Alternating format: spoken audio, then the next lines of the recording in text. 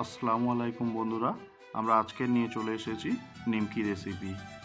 খুবই সুন্দর মুচমুচে নিমকি, আপনারাও চাইলে বাড়িতে চেষ্টা করতে পারেন। তো আসুন আপনাদেরকে দেখিয়ে দিই এই নিমকিটা আমরা কি কি উপকরণ দিয়ে বানিয়েছি। প্রথমে আমরা একটা পাত্র নিয়েছি, পাত্রে 2 কাপ পরিমাণ ময়দা, স্বাদ মতো লবণ ও কালো জিরা দিয়ে আমরা একটু মাখিয়ে নেব। মাখিয়ে নেওয়ার পরে আমরা অল্প করে সয়াবিন তেল দিয়ে আমরা এটাকে সুন্দরভাবে মাখিয়ে নেব যতক্ষণ না এরকম একটা দলা পেকে যাচ্ছে। তারপরে আমরা অল্প অল্প করে জল অ্যাড করে দেব।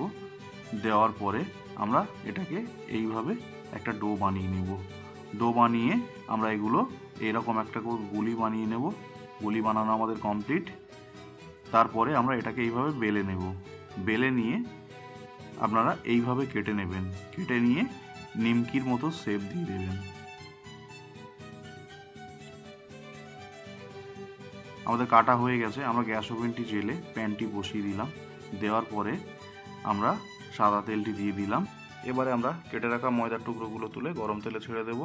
ছেড়ে দিয়ে 2-3 বার এপাশ ওপাশ করে নিলে ব্যাস নিমকি রেডি। নিমকিগুলো আমাদের ভাজা হয়ে গেছে।